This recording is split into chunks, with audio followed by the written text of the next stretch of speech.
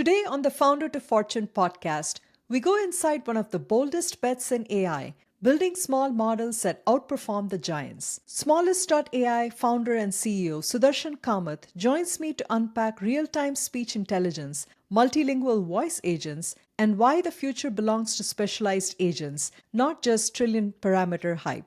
Let's jump right into it.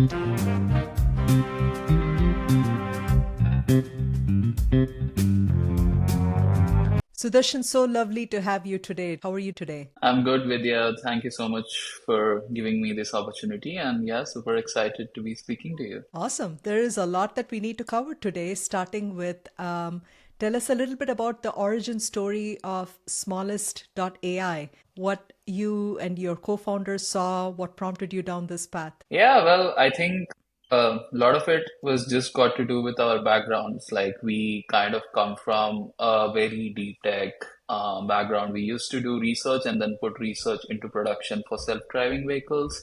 So we've built systems that should not fail because someone can die. And we worked extremely hard pre-generative AI era to make these systems robust. So we have seen how good deep tech products work. And at one point we were like, we're working so hard. Why can't we do this for ourselves? And when we saw generative AI, the story was if you spend $100 billion and you make a model really large, it's suddenly going to become intelligent. We did not think that was true. We felt like fundamentally there were properties of LLMs that do not mimic human intelligence. And we think intelligence can also be achieved through compute constrained models that are much smaller in size relatively to like the trillion parameter models that are being trained these days. And so Smallest AI started with that idea. How can we build intelligence in small models? Over time, we started focusing on real time space because real time intelligence could definitely be achieved with small models. And we ended up building one of the world's fastest text to speech models to start with. Today, we are building speech to speech models and the idea is eventually to make these so human-like, so realistic that they can start taking out some of those roles that humans do not want to do and can perform a much better task in intelligent contact center automation and business facing use cases. So yeah, that's a little bit about our background in a gist. Happy to dive deeper anywhere. You were bold, you and your co-founder, you made these moves in the small direction when the world was still catching on to the large side of things. That said, what are some cons, some downsides you've seen in going small? Like, as an example, I'd imagine that you can do immense amount of personalization, but are there, for example, enterprise use cases where you think large models might be better suited? I think you bring about an interesting question. It's around the paradigm of what is intelligence and various types of intelligence that we can talk about. If you draw a parallel to humans, humans have something which is very specialized form of intelligence. So while we do have a base set of capabilities, most of us can drive cars, most of us can talk, most of us can comprehend language. These are like the base set of properties that we have, but then we end up specializing a lot in a particular profession as we become more and more progressive in our careers. And so why do we do that? Because we realize that it's much, much better for us to do some things really well than do a lot of things like in an okayish fashion. And that's how kind of society progress. We have a base set of properties that define intelligence, and then we have very specialized skill sets that make us stand out.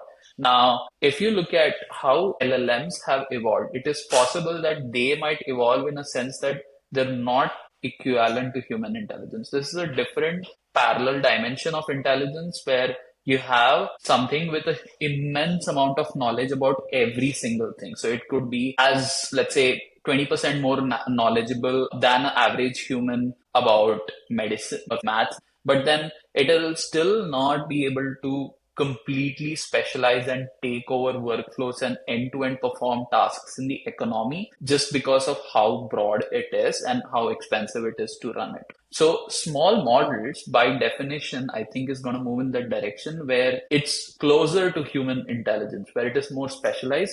They're going to perform end-to-end tasks in the economy. So they will be, and I think the other thing is we should stop talking about intelligence in terms of models. We should also always talk about intelligence for agents. And so, because humans are agents.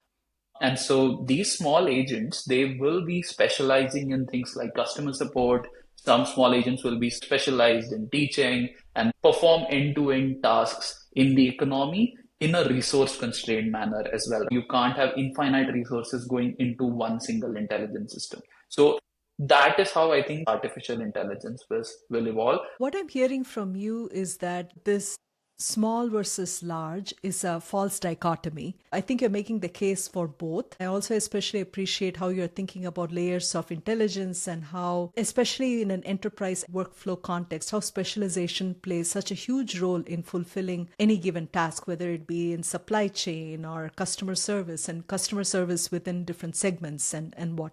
At the same time, for enterprise leaders, when they're hearing about Smallest and they also have all these large language models out there, what is a framework that they should use in terms of what is a place for a large language model and what is a place for a small language model within the context of enterprise workflows? I think the way I would think of this is if you have a very specialized workflow, if you have someone who their job is to sit on your front desk and book appointments and take customers, or their job is to make sure that your customers don't face issues with the product, all of those sort of use cases will go to very specialized agents that could be powered by models that have limited compute capacity. And when you have broader tasks, for example, want to build a company-wide agent that could give you information about any particular topic, let's say could consume your code base and like give you answers to things in your code base, those things could be orchestrated by a large model, but could still use smaller specialized agents to perform the end task. So I think the way this system would work in the end would be like a collaboration between large models and small models that are more specialized and built like a multi-agent orchestration framework that performs tasks as required. There is a lot of work going on in evaluation and reinforcement learning. It's going to be important for the agents to come into your system and understand where it doesn't work and learn from it, and so become more specialized at it. And so that is how I would break it down. Eventually, it will be specialized agents versus general purpose agents, then small models and large models. People are gonna stop talking about models and start talking about agents that work. And that transition is yet to happen. People still care about GPT-5 or GPT-6, but I think that's gonna stop at some point. And you're gonna need agents that are doing amazing tasks autonomously on their own. And I would love to unpack your last comment a little bit because I'm not so sure I understand. So, small models versus small agents, large models versus large agents. So, I understand agent is more than a model, but the reason why people would stop talking about models and start talking about agents is because. Yeah, so look at a system like Devin. So Devin is built to write code for you. Now, obviously, it has a lot to do to get there, but it's a very specialized agent. And a Devin or a cursor is still assisting you, but things like this that are actually very, very specialized. It could be using a LLM, it could be using an SLM in the backend, but this is a very specialized agent that is doing an end-to-end workflow in the economy. Eventually, let's say the Devin becomes a developer you could just hire for $200 an hour. So as we start seeing the value go from, okay, I'm gonna assist humans to I'm gonna take up tasks and do them end to end, which I get paid for, people will stop worrying about like the technology that is being used. And so let's say you're paying something $30 an hour, the amount of compute it performs should cost it less than $30 an hour. And so the specialization and like building more efficient models in the backend that power these agents are going to become more and more important. So that's how I think the economy will evolve. It will work backwards from the economic value that it derives. Yes, that makes a lot of sense. So, switching back to Smallest, in one of the recent blogs that you had published, I noticed how you and your team had tested out OpenAI's real-time API, which they recently announced, and you had tested it. I'll put in a link for the people that want to check it out. I thought it was really cool. You tested it across different scenarios, and one of them was a turn by turn conversation, especially where the user is switching from one language to another. For those folks who are from India or who are in India, even in professional settings, we generally tend to switch between English and at least one other language. Sometimes it's in the same Yeah. sentence. So it's very, very common.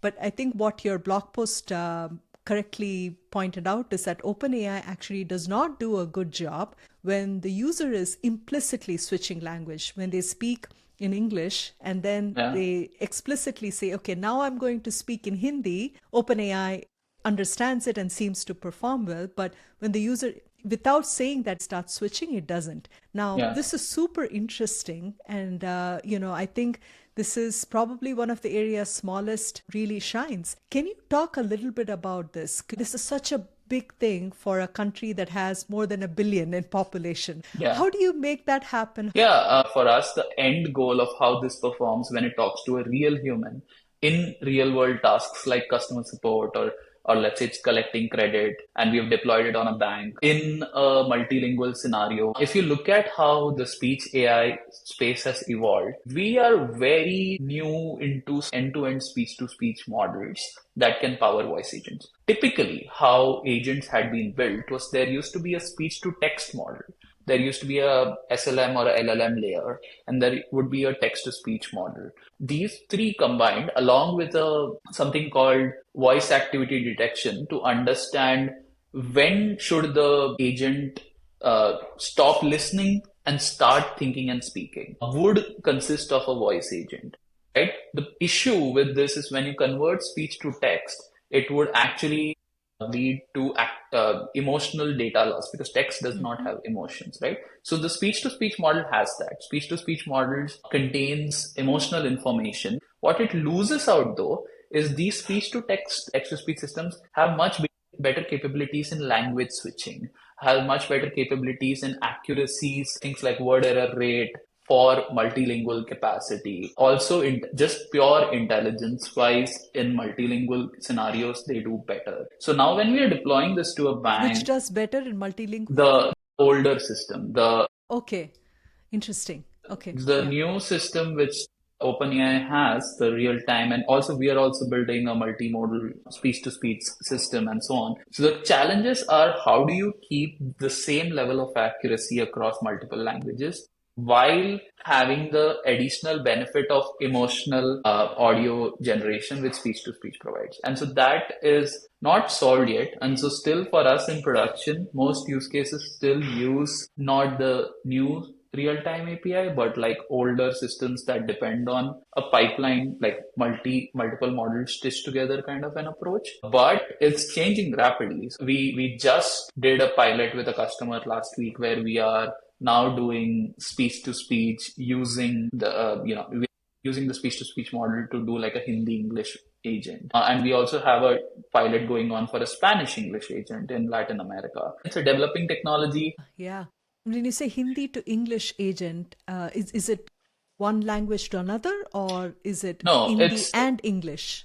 it's Hindi and English. So in India, there's no one who speaks pure Hindi these days, right? You speak a little bit of English, you will use English words, but you might generally speak in Hindi. So it is able to, it's called code switching Oh, particularly, and sure. it's able to Hinglish. English, yeah.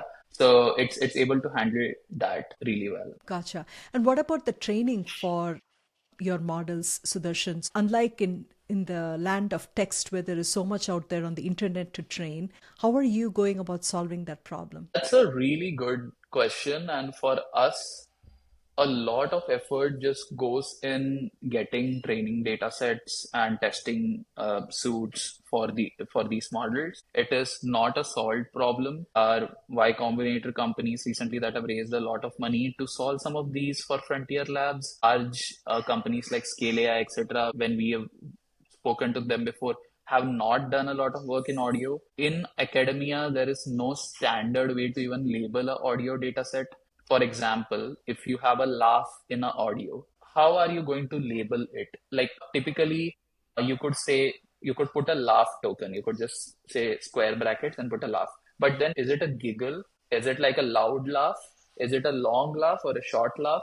How do you contain that information in your labels? It's difficult, and so there are non-standard ways to do it. But it's 90% of our effort just goes in data set collection and curation. It's even harder for regional languages where, regardless of whether it's in India or in Latin America or in Europe, where you need labelers who understand that, you need data scientists who understand that language, there are accents. So it will happen slowly. I think we'll see adoption of the major languages first, and then we sort of go. Wow, this sounds very similar to how machine learning was, I want to say 8, 9 years ago. I don't know if you know this. There was this famous paper, famous back then, published by some of the folks from Google, where it was being used for many, many years, where the machine learning used to be a tiny black box and a whole bunch of other blocks surrounding that. And they would say that, all the other surrounding blocks is what takes 95% of the effort. The machine learning itself is only that tiny Yeah, piece. That's what it yeah, sounds like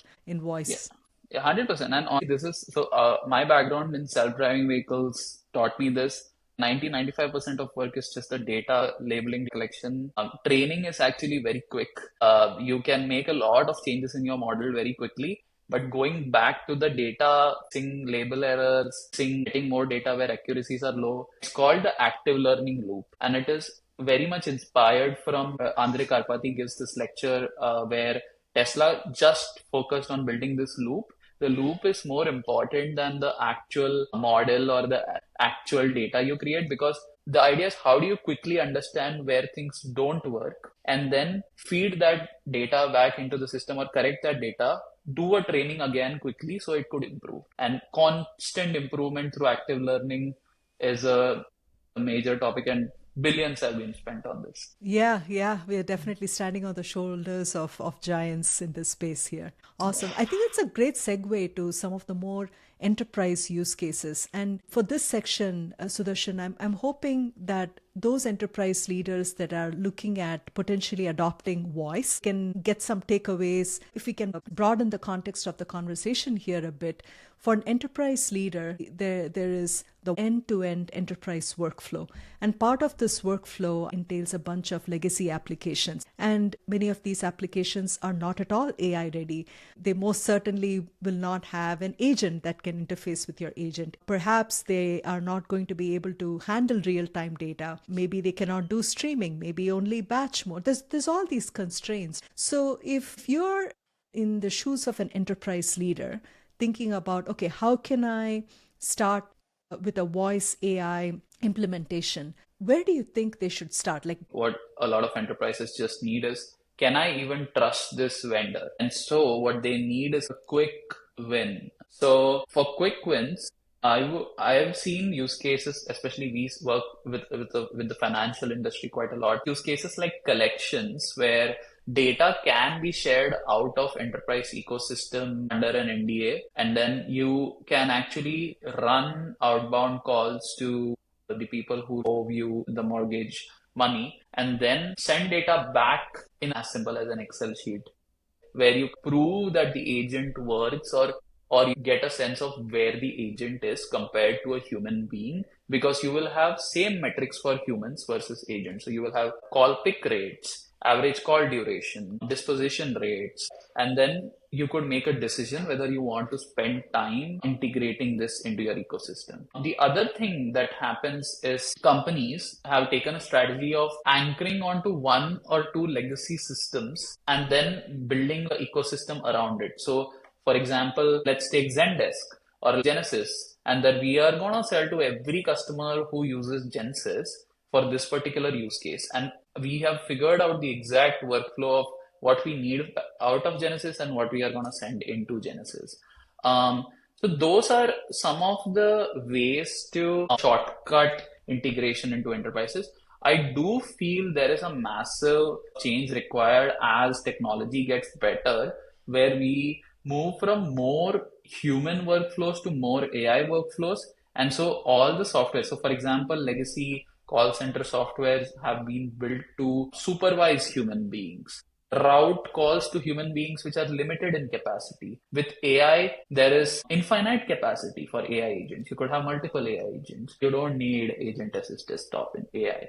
So as we move towards more AI workflows than human workflow, I do feel there is a complete transformation required for the entire stack. I think the folks that are going to make a lot of money in this is the solution providers, the McKinseys of the world, the Infosys of the world, the sort of people who help with the change management. They are going to be very important in this transformation, but I think we are early. We are seeing some adoption, and I think what precedes all of this is just a willingness to change. Someone has to put their foot down and say, I need AI in this organization. Everyone is operating. We can't operate in legacy way. That precedes everything. This is a super helpful way of thinking about it. So, if this is a CIO or a CTO of a large organization, start looking at use cases which seem to be low hanging fruits. In this case, you talked about collections, which is low hanging because it's already being done. It's one of those things which has been outsourced. So, low legal regulatory hurdle required if you want to bring in a new vendor. Also, you're saying that have success metrics defined at the outset. In this case, if you have certain success metrics for humans, use the same and see if an AI alternative can meet or beat that metric. That way you'll get a sense for whether or not things are working. I think you're also advocating for common sense approach here. Instead of planning all the integration up front, what you are getting in terms of the input output using just as simple a tool as an Excel spreadsheet, and start small. You are focused on a couple of SaaS providers and their ecosystems, and then you can expand from there. So those are some of the things I learned from this. And the other thing, you're saying McKinsey's of the world are going to continue to make a boatload of money, which Oh, I'm not so happy 100%. to hear. But Yeah, and identifying what to do requires a lot of effort, and I think there is definitely a lot of money to make through this. yeah. And I'm also curious to hear from your experience talking to enterprises, Sudarshan. Do you sometimes run into, especially at the executive level, where people are a little too ambitious with what they want to achieve, and where you have to sometimes say, okay, we can do that, but maybe you should pick something else, and that something else tends to be smaller. Have you encountered that? Yeah, I definitely have encountered this. I think there are two types of executives. Ones who look at flashy demos and imagine even flashier things that are possible and then say, let's do that. The other ones, the ones I generally enjoy working with, look at flashier demos and are skeptical. And when we get on calls with customers, we tell them, look, we will give you a demo today, but we want to be upfront with you. The accuracy is higher in these two languages. These three languages, you might face issues. These are the things the agent can do. These are the things the agent can't do. 2 months ago, 3 months ago, the agent even couldn't do this. And the way we got here is through a design partnership together. So why don't we build a MVP which can work, which actually adds value? Parallelly, we will work with you to make the more ambitious things work. Right? This is not another SaaS software you subscribe and pay per seat and it just works, right? It's agents. And speaking of enterprise purchasing so far, who do you generally see as being the key people making purchasing decisions? Is it at the C level? Is it departmental heads? Considering this is such a new thing, right? Like, I mean, AI, generative AI, 2, 3 years old technology, verticals have been built just to manage this technology. So we have either seen direct C-level decisions from even like the CEO to being forwarded to central AI transformation team, and then there is like of AI transformation. It might also be very, very specialized. So if you're, let's say, solving collections as a use case, it could be the VP of collections. A rule of thumb is go after the CIO vertical, at least for what we are doing, because we generally sell to enterprises that do not have a technical specialty, do not understand AI tech. And so they are looking for external parties. But for enterprises that do have a technical function, it could be under the CTO or the CPO as well. Gotcha. That makes a lot of sense. Cool. Switching to the next segment of this podcast, I wanted to ask you all about your founder journey. In talking to you, I learned that you have more than 30,000 LinkedIn connections, and that is how you probably learned that is a limit that LinkedIn imposes on you. Is this something that you have trained yourself to be? I enjoy helping people. When I was a young founder, I mean, I am still a young founder, but then when I was even younger, and when no one knew us, and when no one was giving us money on day zero, what had helped us was getting popularity on like LinkedIn. A lot of good people reached out who had actually then helped us raise like our first round of money. And today we have raised millions of dollars. Getting in touch with people and knowing people accelerates if you have a great social media presence. You have to learn to manage it so that doesn't become the only thing you do. Strong social media presence helps in everything from getting customers to getting sales to getting investors to knowing other founders who you can help or get help from. So For those founders who are technical and introverted, sometimes there is this excuse of, oh, that's why I don't post on social media. But what you're saying is there is a strong case for having a strong social media presence, because if you are a founder and you're building a company, that is how the world gets to know you. And you have figured out a way to hack that. That's yeah, awesome. I think the most common mistake founders make, especially first time founders, early in the journey is they don't talk to enough people. And sometimes it also helps to talk to people who are not your potential customers early on, just to know what else could you have been doing or what they have done wrong and so on. So just talking to a lot of people, especially high agency people, is a superpower. And so that can happen through social media. On that topic, Sudarshan, a lot of founders hesitate to do cold outreaches. What would you say to that? No, I think cold outreach, especially if it's done right, is amazing. I would always optimize for quality of outreach than quantity. I generally figure out, hey, I have to somehow connect to Vidya, right?